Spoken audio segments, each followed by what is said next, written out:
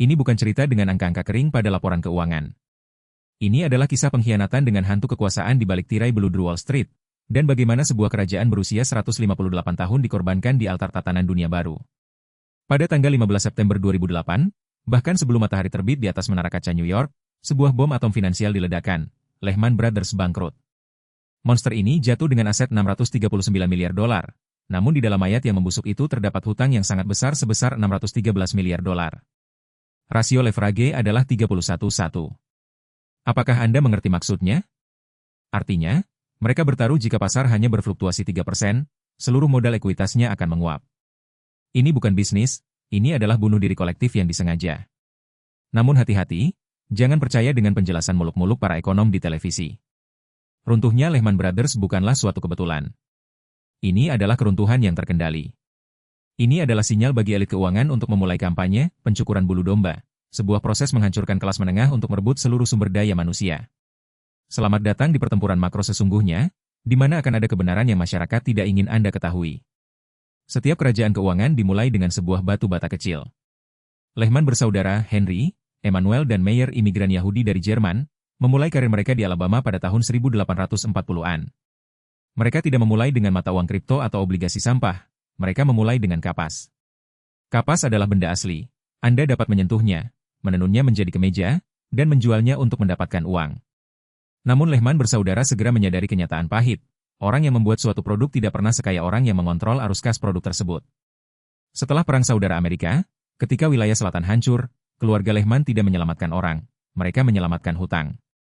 Mereka pindah ke New York, tempat pusat kekuatan baru bermunculan. Mereka berhenti berdagang kapas, mereka mulai berdagang uang. Mereka menjamin penerbitan obligasi, memberikan nasihat mengenai merger dan melakukan penetrasi ke setiap arteri perekonomian AS yang sedang berkembang. Selama lebih dari 100 tahun, Lehman Brothers telah bertahan dari setiap krisis, mulai dari depresi besar tahun 1929 hingga Dua Perang Dunia, menjadi bagian dari elit yang tak tersentuh. Tapi ingat aturan hutan, ketika seekor hewan menjadi terlalu tua, terlalu sombong dan mulai bersaing dengan hewan terkemuka lainnya untuk mendapatkan semangkuk nasi, hewan tersebut akan dimusnahkan untuk dijadikan makanan bagi seluruh kawanan.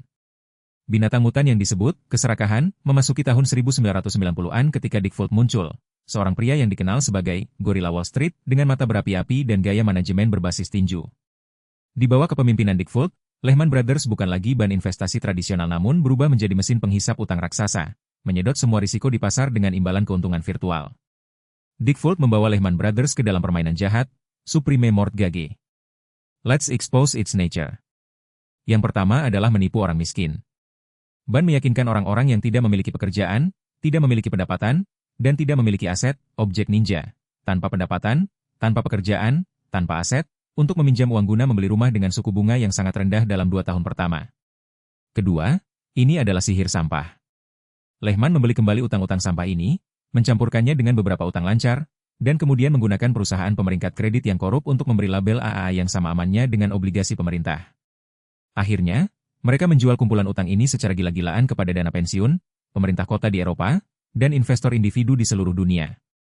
Ini adalah sejenis alkimia yang mengubah tanah menjadi emas.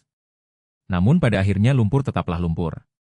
Ketika suku bunga naik, masyarakat miskin tidak mampu membayar utangnya, rumah-rumah disita, dan emas, Lehman Brothers berubah menjadi kertas bekas.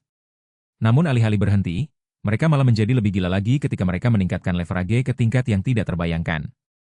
Mereka berpuas diri karena Lehman terlalu besar untuk gagal, dan pemerintah AS akan selalu berada di belakang untuk membersihkan medan perang dan menyelamatkan mereka. Kesalahan terbesar Dick Fuld adalah lupa bahwa dirinya hanyalah bidak catur, bukan pecatur sungguhan. Bagaimana cara kerja siklus, mencukur bulu domba? Mengapa para taipan harus menciptakan krisis alih-alih menjaga stabilitas perekonomian? Jawabannya terletak pada sifat kekuasaan. Untuk mendominasi, Anda tidak hanya perlu menjadi lebih kaya dari orang lain, namun Anda harus membuat orang lain menjadi lebih miskin. Lihatlah siklus keuangan dunia 10 hingga 15 tahun. Ini adalah proses yang beroperasi seperti mesin pencukur domba industri. Tahap 1, pembuatan pompa. Organisasi yang sepenuhnya swasta dan bukan bagian dari pemerintah akan mempertahankan suku bunga tetap rendah, mendekati nol. Uang murah mengalir keluar seperti banjir. Orang-orang merasa mudah menghasilkan uang, jadi mereka mulai meminjam uang untuk berinvestasi. Harga real estate meningkat, harga saham meningkat. Domba kelas menengah mulai menumbuhkan bulu yang panjang dan gemuk. Mereka merasa menjadi kaya berdasarkan angka virtual dan leverage utang. Fase 2, buat jebakan. Pemodal akan menciptakan instrumen keuangan yang kompleks seperti CDO atau CDS, Credit Default Swaps. Ini adalah jebakan rumit yang memikat kawanan domba tersebut ke dalam hipotek yang tidak akan pernah bisa mereka lunasi dalam keadaan normal. Tahap 3, memotong rambut. Ketika jumlah utang mencapai puncaknya, pemilik Taipan mulai menaikkan suku bunga. Arus kas diperketat, gelembungnya pecah. Kawanan domba panik dan menjual aset mereka untuk melunasi hutang mereka. Harga real estate dan saham anjlok 50% hingga 70%. Inilah saatnya perburuan sesungguhnya dimulai. Mereka yang memegang uang dan kekuasaan tertinggi akan muncul. Mereka akan membeli kembali seluruh aset real seperti rumah, tanah, pabrik, dan perusahaan dengan harga sampah. Wall dikembalikan ke pemiliknya, domba dibiarkan dengan tangan kosong dan siklus perbudakan baru dimulai. Lehman Brothers adalah kambing hitam yang dipilih untuk memicu fase ketiga pada tahun 2008. Keruntuhannya menciptakan guncangan psikologis global, menyebabkan kepanikan mencapai tingkat maksimum, sehingga memudahkan para Taipan untuk memperoleh aset dibandingkan sebelumnya. Dalam pertemuan penting di kantor pusat The Fed pada akhir pekan tanggal 12 hingga 14 September 2008, berkumpullah nama-nama paling berpengaruh di dunia, Henry Paulson, Menteri Keuangan, Ben Bernanke, Ketua The Fed, dan CEO bank-bank besar. Dick Fuld juga ada di sana dan berharap dia bisa diselamatkan. Namun dia tidak mengetahui bahwa hukuman mati sudah ditandatangani. Mengapa mereka menyelamatkan Bear Stearns pada bulan Maret tetapi meninggalkan Lehman Brothers, grup perbankan yang jauh lebih besar pada bulan September?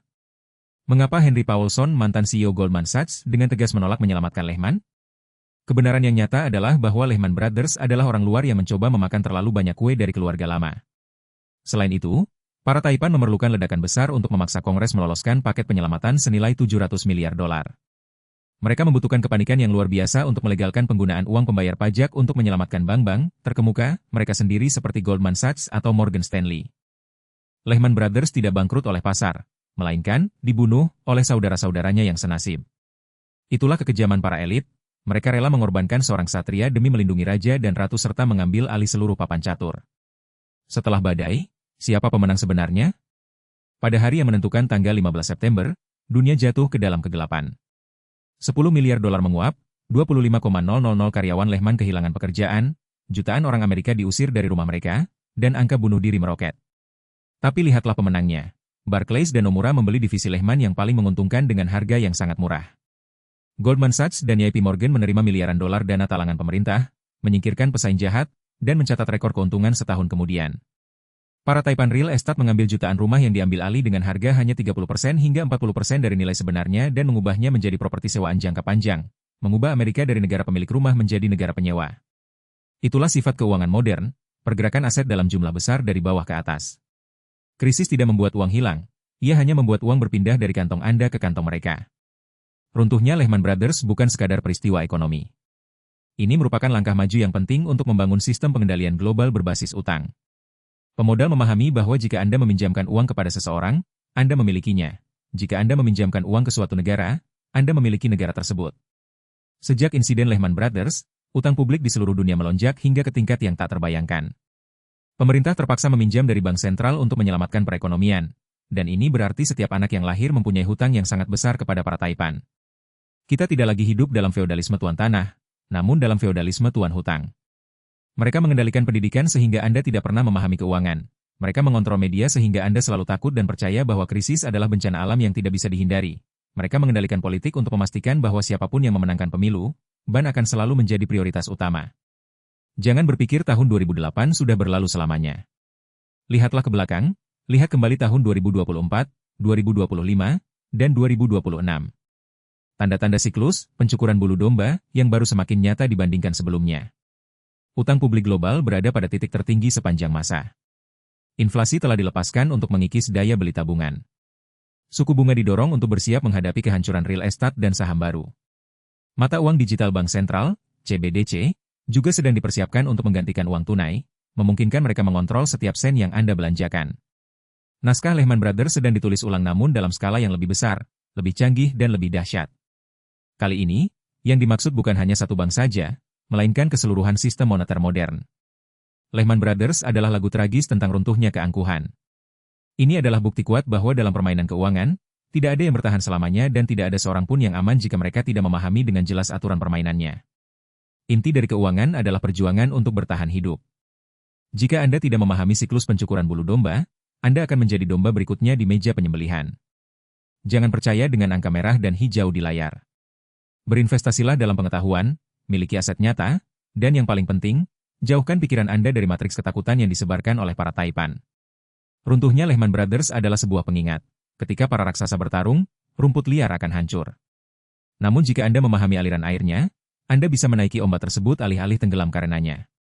Bagaimanapun, uang hanyalah sebuah alat, tetapi kekuatan sebenarnya adalah pengetahuan. Perang sesungguhnya baru saja dimulai. Kerajaan Lehman Brothers telah runtuh, namun jiwanya, keserakahan dan mekanisme pencukuran bulu domba masih ada, dan bahkan akan berkembang menjadi versi yang lebih canggih dan kejam.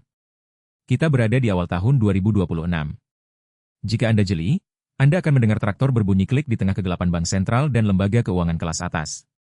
Berikut adalah tanda-tanda paling jelas bahwa gunting tersebut sedang dipersiapkan untuk pemotongan terakhir pada tahun 2024 hingga 2026. Setelah periode gegabah memompa uang selama pandemi, para taipan telah mengaktifkan fase penghisap darah.